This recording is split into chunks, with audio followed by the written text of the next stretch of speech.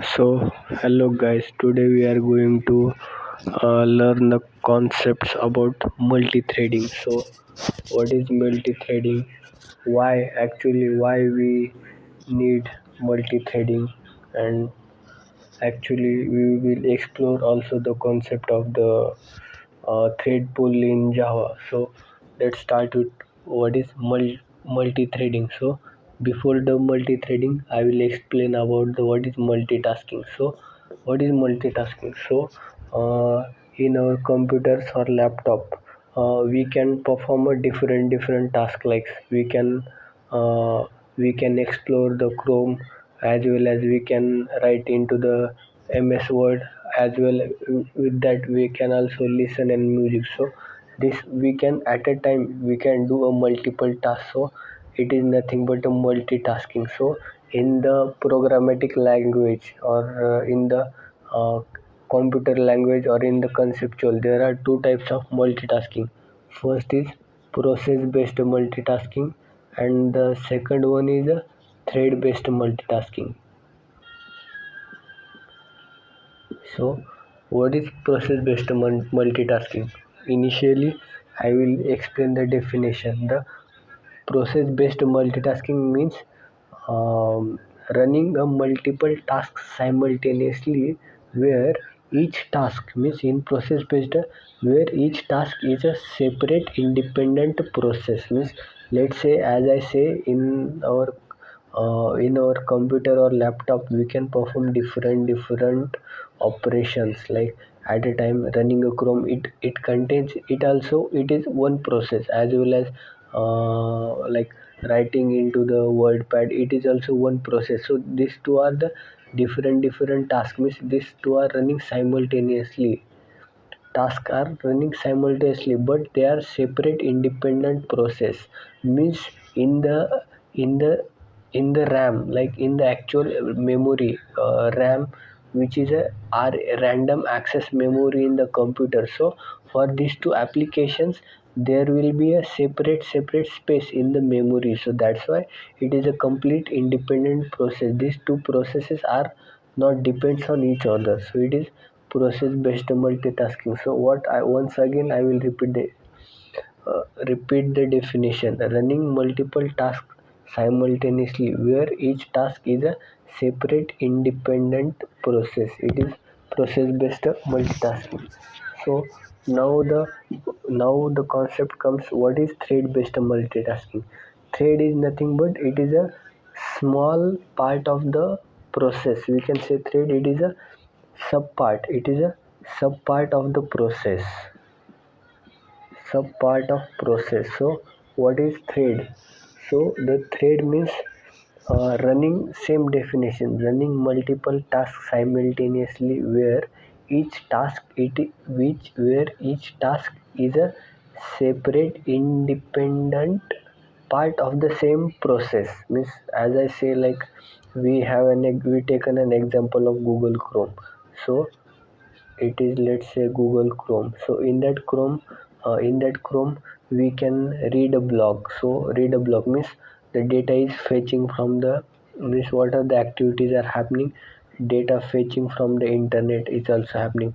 Where side means where the data is fetching. So at that time, at in the corner there is a advertisement pop-up is also visible. So as well as we can also comment on that blog post. So these three operations are running at the same time. So it means it runs by different threads. So it run by different threads. So thread, it is a part of the process. Means, once again I will repeat the definition. Running multiple tasks simultaneously, where each task is a separate independent part of the same program. It is multi-threading type of multitasking.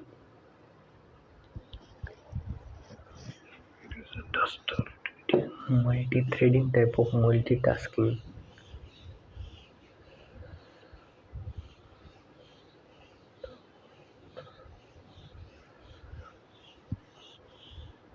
So now the question comes: why do we need the multi-threading? So where let's say so we have an CPU. So what means in that we means our process or the whole program will go through step by step process. So now we will understand about the thread pooling in Java. Means actually how the thread pooling happens in the Java. Hmm, pooling.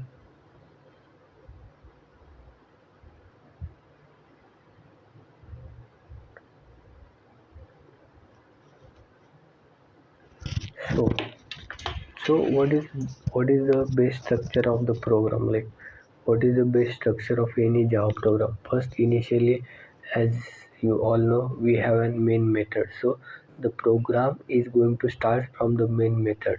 After that main method, let's say my main thread means main method means actually we have the main thread. So the main thread will start T1 dot start. At that time, there will be also one another thread, like we have written a function to call or to start the thread. So it will start, and at a time simultaneously there will be two threads will get start, and there will be two operations, means two different operations of the thread will start at a time. So it is multi-threading. And there is one more concept as well, thread pooling. What is thread pooling? Why do we need thread pooling? Because creating a thread, it's creating a thread, it itself a expensive operation for our CPU, like creating thread, again running that, after that killing the thread. It's an expensive operation for the CPU. So that to avoid that expensive operation, we can create a thread pool. So in that thread pool, we already have the threads. Let's say consider we already have created the threads, and it will be achieved by using the executor service. This is a like class provided by Java itself for creating the thread pool. So we can have a thread pool. Let's say our main thread is start. At that time, it will also going to start the all other threads as well. So, and for thread means we why thread is useful, because they are useful to handling different tasks. So for that task, storing the task, we have one queue, which is a blocking queue, we we store the task. So each and every thread, if let's say the first thread will go, it will pick up this it will pick up this task, and it will execute this task. After finishing this execution, when this thread will free again, it will go to the next thread, next task, where available next task, and like this all other thread will also running and trying to complete a task simultaneously.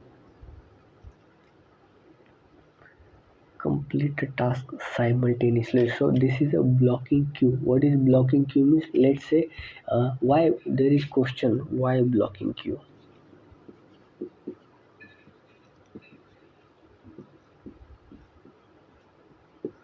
The reason here is blocking queue, because let's say if at a time two threads are going for a same task, let's say two threads are trying to get a task inside from this queue. So at that time the race condition will happen. So to avoid this race condition, Java itself inbuilt have the mechanism of lock as well as semaphore. This kind of mechanism is there. So and it also in Java will be achieved using rented lock. There is a concept rented lock means which it is used to locking mechanism. Let's say initially any thread will get this task. So at that time this resource, or I will say this block, will be blocked for all other threads. So that mechanism is there. So that's why we use here blocking queue. So each and every thread, what is the task of the thread? Pick up the task, execute it, and go for the next task execution. So that's the basic working. That's why we have a thread pool. So that's why we have the thread pool.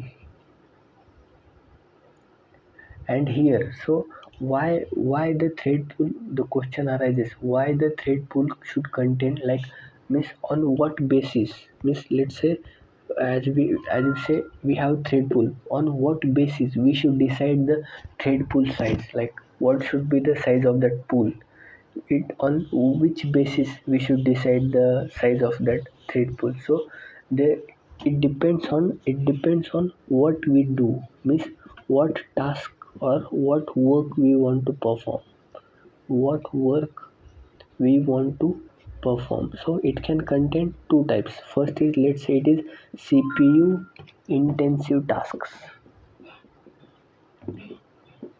So let's say we have an CPU intensive task, such task which needs lot of CPU computation. So what is, so here the point comes, means one thread corresponds to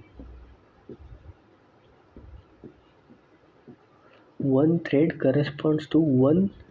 CPU thread also, or we can say one one CPU like, as you may be heard about, there are 4 core CPU or octa core CPU or multi core CPU. So in that means, what is, one thread corresponds to one CPU core.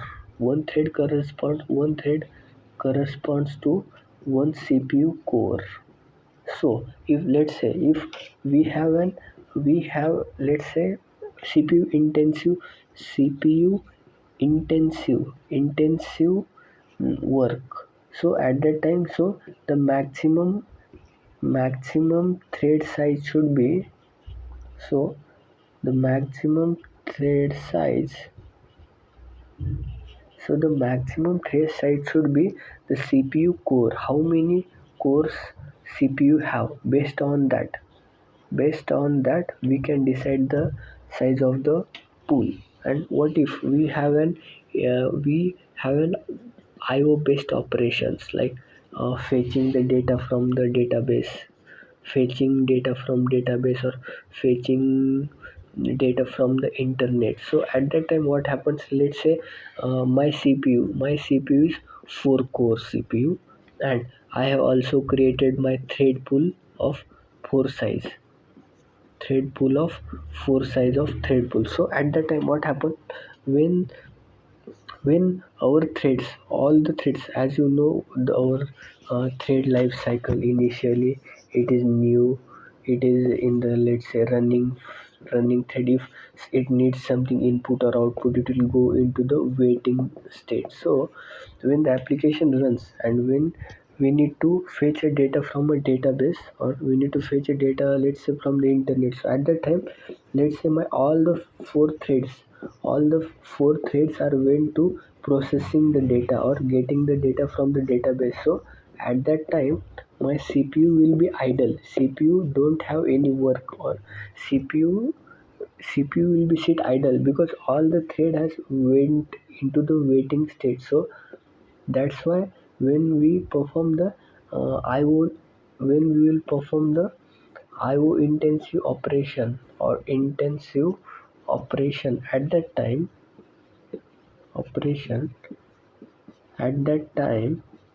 the thread pool size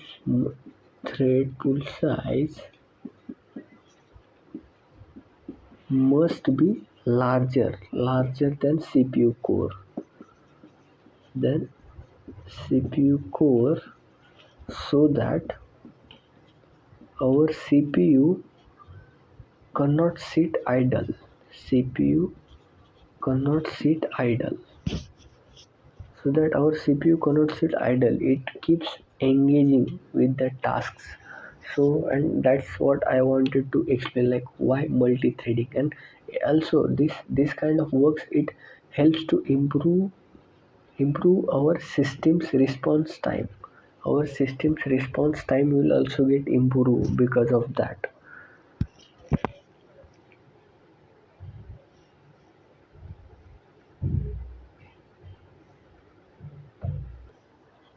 And one more thing, we don't have to create and too many threads as well, because it's an expensive operation, because thread also needs an memory. Yes, threads also consumes memory. So if we'll create a unnecessary many threads which will not even get an CPU time, so it will be memory overload, memory overhead.